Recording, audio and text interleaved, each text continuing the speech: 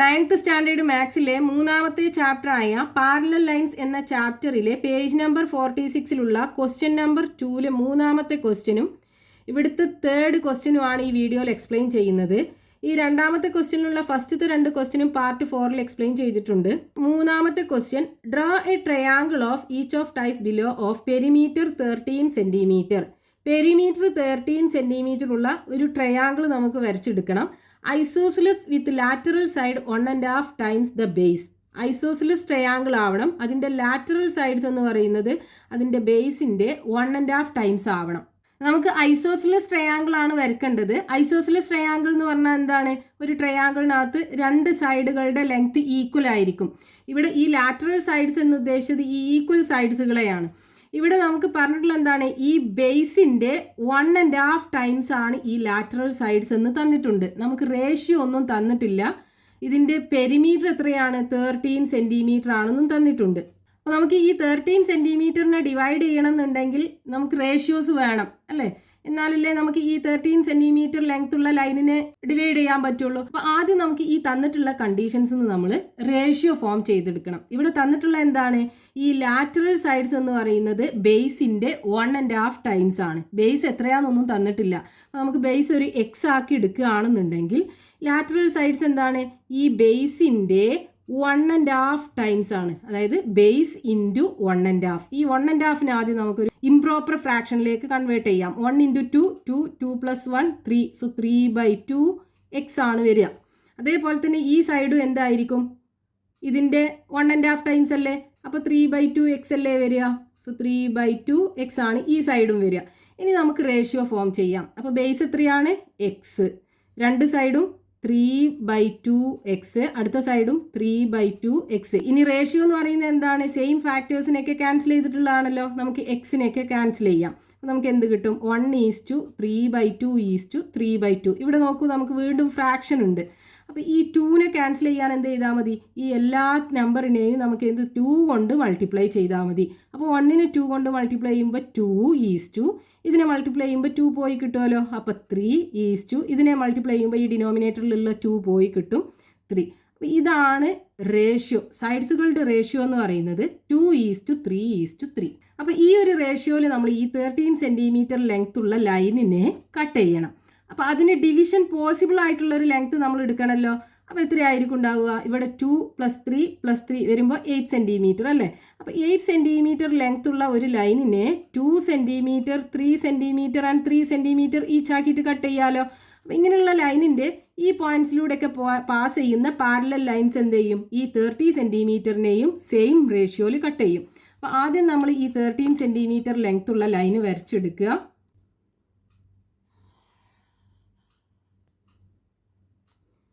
13 centimetre. ഇനി നമ്മളിവിടെ 8 centimetre ആണല്ലോ സെലക്ട് ചെയ്ത്. ഈ ലൈനിൻ്റെ ലെങ്ത് എന്ന് പറയുന്നത് 8 സെൻറ്റിമീറ്റർ.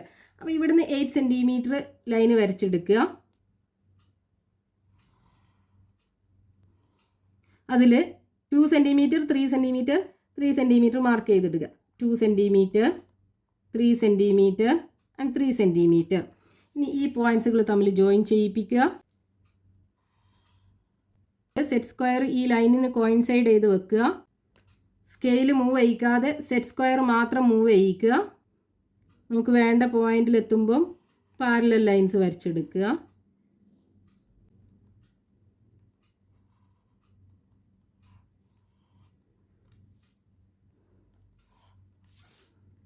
നമ്മൾ ഈ 8 സെൻറ്റിമീറ്ററിന് ഡിവൈഡ് ചെയ്തിട്ടുണ്ടായിരുന്നത് 2 സെൻറ്റിമീറ്റർ 3 സെൻറ്റിമീറ്റർ ആൻഡ് 3 സെൻറ്റിമീറ്റർ ലെങ്ത്തിലായിരുന്നു. അത് ഈ 13 സെൻറ്റിമീറ്റർ ലെങ്ത് ഉള്ള ലൈനിനെ എന്ത് ചെയ്യും? 2:3:3 എന്നുള്ള റേഷ്യോയിൽ കട്ട് ചെയ്യും.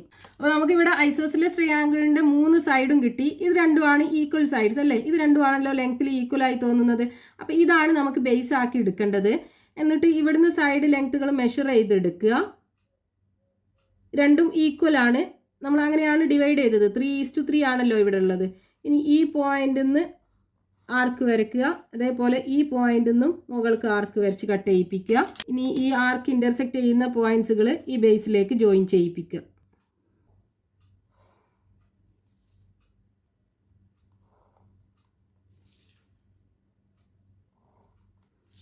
അപ്പോൾ നമുക്ക് വേണ്ട ഐസോസിലസ് ട്രയാങ്കിൾ കിട്ടി. ഇതിന്റെ ലാറ്ററൽ സൈഡ്സ് ഈ ബേസിന്റെ 1.5 ടൈംസ് ആയിരിക്കും. Next question, page number 46, question number 3. Prove that in any trapezium the diagonals cut each other in the same ratio. ഒരു ട്രപ്പിസിയത്തിനകത്ത് അതിന്റെ ഡയഗണൽസ് തമ്മിൽ സെയിം റേഷ്യോയിൽ കട്ട് ചെയ്യുമെന്ന് പ്രൂവ് ചെയ്യാനാണ് പറഞ്ഞിട്ടുള്ളത്. ക്വസ്റ്റ്യനകത്ത് പ്രൂവ് ചെയ്യേണ്ടത് ഒരു ട്രപ്പിസിയത്തിന്റെ ഡയഗണൽസുകൾ തമ്മിൽ ഈക്വൽ റേഷ്യോയിൽ കട്ട് ചെയ്യും.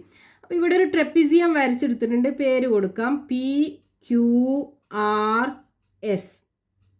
ട്രപ്പിസിയത്തിന്റെ പ്രത്യേകത എന്താണ്? അതിന്റെ ഏതെങ്കിലും ഒരു പെയർ ഓഫ് ഓപ്പോസിറ്റ് സൈഡ്സുകൾ പാരലൽ ആയിരിക്കും. അപ്പോൾ ഈ ട്രപ്പിസിയത്തിനകത്ത് പാരലൽ സൈഡ്സ് ഏതൊക്കെയാണ്? PQവും SRും. സോ ട്രപ്പിസിയം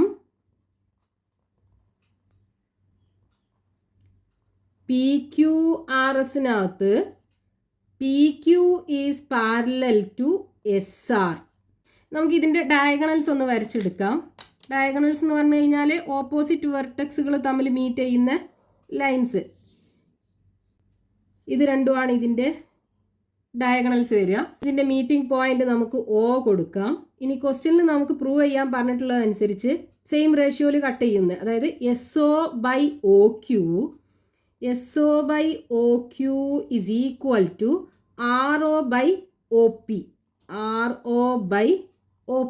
ഇതാണ് പ്രൂവ് ചെയ്യേണ്ടത്. അപ്പോൾ ഇത് പ്രൂവ് ചെയ്യാനായിട്ട് നമുക്ക് എന്ത് ചെയ്യാം? ഈ ഇൻ്റർസെക്റ്റിംഗ് പോയിന്റ് ഉണ്ടല്ലോ, രണ്ട് ഡയഗണലും കൂടെ ഇൻ്റർസെക്റ്റ് ചെയ്യുന്ന പോയിന്റ്, ഇതിലൂടെ പാസ് ചെയ്യുന്ന ഒരു പാരലൽ ലൈനും കൂടെ നമുക്ക് വരച്ചെടുക്കാം. ഈ ഓയിലൂടെ പാസ് ചെയ്യുന്ന PQവിനും SRനും പാരലൽ ആയിട്ടുള്ള ഒരു ലൈന് വരച്ചെടുക്കുക. അതിന് പേര് കൊടുക്കാം MN. നമ്മൾ എന്താ ചെയ്തത്? Draw MN parallel to PQ and SR and passing through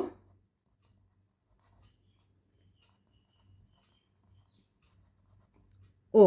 centre ഓയിലൂടെ പാസ് ചെയ്യുന്ന പാരലൽ ലൈന് വരച്ചു. ആ പാരലൽ ലൈൻ ഈ രണ്ട് ലൈനിനും പാരലാണ്. ഇനി നമ്മൾ ഈ ചാപ്റ്ററിനകത്ത് പഠിച്ചിട്ടുണ്ടല്ലോ ഒരു theorem, 3 or more parallel lines cut any 2 lines in the same ratio.